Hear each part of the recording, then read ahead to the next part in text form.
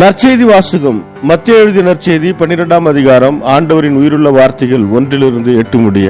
அன்று ஓர் ஓய்வு நாள். இயேசு வயல் வழியே சென்று கொண்டிருந்தார். பசியாயிருந்ததால் அவருடைய சீடர் கதிர்களை கொய்து தின்னத் தொடங்கினர். பரிசேயர்கள் அதை பார்த்து இயேசுவிடம், பாரும், ஓய்வு நாளில் செய்யக்கூடாததை உம் சீடர்கள் செய்கிறார்கள் என்றார்கள். அவரோ அவர்களிடமும், தாமும் தம்முடன் இருந்தவர்களும் பசியாயிருந்தபோது தாவீது என்ன செய்தார் என்பதை நீங்கள் வாசித்ததில்லையா? இறை இல்லத்திற்குள் சென்று அவரும் அவரோடு இருந்தவர்களும் அர்ப்பணம் அப்பங்களை உண்டார்கள். குருக்கள் மட்டுமே உண்ணக்கூடிய அப்பங்களை அவர்கள் உண்டது தவறல்லவா? மேலும் ஓய்வு நாட்களில் குருக்கள் கோவிலில் பணியாற்றுவது ஓய்வு நாளை மீறும் குற்றமாகாது என நீங்கள் திருச்சட்டத்தில் வாசித்ததில்லையா? ஆனால் கோவிலை விட பெரியவர் இங்கே இருக்கிறார் என நான் உங்களுக்கு சொல்லுகிறேன். பலியை அல்ல, இரக்கத்தையே விரும்புகிறேன் என்பதன் கருத்தை நீங்கள் அறிந்திருந்தால் குற்றமற்ற இவர்களை கண்டனம் செய்திருக்க மாட்டீர்கள். ஆம், ஓய்வு நாளும் மானிட மகனுக்கு கட்டுப்பட்டதே என்றார். இது வாழ்வு தரும் கிறிஸ்துவின் நற்செய்தி. கிறிஸ்துவே உமக்கு புகழ். ಮತ್ತಾಯ ಅಧ್ಯಾಯ 12 ವಚನ 1-8. ಅಂದು ಸಬ್ಬತ್ ದಿನ ಯೇಸು ಧಾನ್ಯದ ಹೊಲಗಳ ಮಾರ್ಗವಾಗಿ ನಡೆದು ಹೋಗುತ್ತಿದ್ದನು. ಯೇಸುವಿನ ಶಿಷ್ಯರು ಆತನೊಂದಿಗಿದ್ದರು. ಅವರು ಹಸಿದಿದ್ದರು. ಆದ್ದರಿಂದ ಶಿಷ್ಯರು ತೆನೆಗಳನ್ನು ಕಿತ್ತುಕೊಂಡು ತಿನ್ನತೊಡಗಿದರು. ಇದನ್ನು ಕಂಡ ಫರಿಸಾಯರು ಯೇಸುವಿಗೆ, ನೋಡು, ಸಬ್ಬತ್ ದಿನದಂದು ಮಾಡತಕ್ಕ ಕಾರ್ಯಗಳನ್ನು ಕುರಿತು ಯೆಹೂದ್ಯರ ಧರ್ಮಶಾಸ್ತ್ರದಲ್ಲಿ ವಿಧಿಸಿರುವ ನಿಯಮಗಳಿಗೆ ವಿರುದ್ಧವಾಗಿ ನಿನ್ನ ಶಿಷ್ಯರು ಮಾಡುತ್ತಿದ್ದಾರೆ ಎಂದು ಹೇಳಿದರು. ಅದಕ್ಕೆ ಯೇಸು, ತಾನು ತನ್ನೊಂದಿಗಿದ್ದ ಜನರು ಹಸಿದಾಗ ದಾವೀದನು ಏನು ಮಾಡಿದಾನೆಂಬುದನ್ನು ನೀವು ಓದಲಿಲ್ಲವೇ?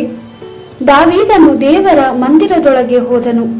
ದೇವರಿಗೆ ಸಮರ್ಪಿಸಿದ ರೊಟ್ಟಿಯನ್ನು ದಾವೀದನು ಮತ್ತು ಅವನೊಂದಿಗಿದ್ದ ಜನರು ತಿಂದರು. ಅವರು ಆ ರೊಟ್ಟಿಯನ್ನು ತಿನ್ನುವುದು ಧರ್ಮಶಾಸ್ತ್ರಕ್ಕೆ ವಿರುದ್ಧವಾಗಿತ್ತು. ಅದನ್ನು ತಿನ್ನಲು ಯಾಜಕರಿಗೆ ಮಾತ್ರ ಅವಕಾಶವಿತ್ತು. ಪ್ರತಿಯೊಂದು ಸಬ್ಬತ್ ದಿನದಲ್ಲಿ ಯಾಜಕರು ದೇವಾಲಯದಲ್ಲಿ ಸಬ್ಬತ್ ದಿನದ ನಿಯಮಗಳನ್ನು ಮೀರಿದರೂ ತಪ್ಪಿತಸ್ಥರಾಗುವುದಿಲ್ಲವೆಂದು ನೀವು ಮೋಶೆಯ ಧರ್ಮಶಾಸ್ತ್ರದಲ್ಲಿ ಓದಲಿಲ್ಲವೇ?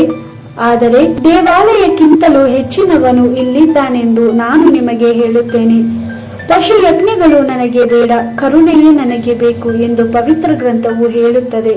ಅದರ ಅರ್ಥವನ್ನು ನೀವು ನಿಜವಾಗಿಯೂ ಅರಿತಿಲ್ಲ. ನೀವು ಅದರ ಅರ್ಥವನ್ನು ತಿಳಿದುಕೊಂಡರೆ ತಪ್ಪೇನು ಮಾಡದ ಇವರಿಗೆ ತಪ್ಪಿಸ್ತರೆಂದು ತೀರ್ಪು ಮಾಡುವುದಿಲ್ಲ. ಮನುಷ್ಯಕುಮಾರನು ಸಬ್ಬತ್ ದಿನಕ್ಕೂ ಪ್ರಭುವಾಗಿದ್ದಾನೆ ಎಂದು ಹೇಳಿದನು. ದೇವರ ವಾಕ್ಯವಿದು. ದೇವರಿಗೆ ಕೃತಜ್ಞತೆ ಸಲ್ಲಲಿ. Gospel according to Matthew chapter 12 verse 1-8. Soon afterwards Jesus was walking through the wheat fields on the Sabbath. His disciples felt hungry, so they began to pick some heads of grain and eat them. When the Pharisees noticed this, they said to Jesus, "Look at your disciples, they are doing what is forbidden on the Sabbath." Jesus answered, "Have you not read what David did when he and his men were hungry? He went into the house of God and ate the bread offered to God, although neither he nor his men had the right to eat it, but only the priest. And have you not read in the law that on the Sabbath the priests in the temple break the Sabbath rest, yet they are not guilty? I tell you, there is something greater than temple here. If you really knew the meaning of the words, 'It is mercy I want, not sacrifice,' you would not have condemned the innocent. For the Son of Man is Lord of the Sabbath." The Gospel of the Lord. Praise to you, Lord Jesus Christ.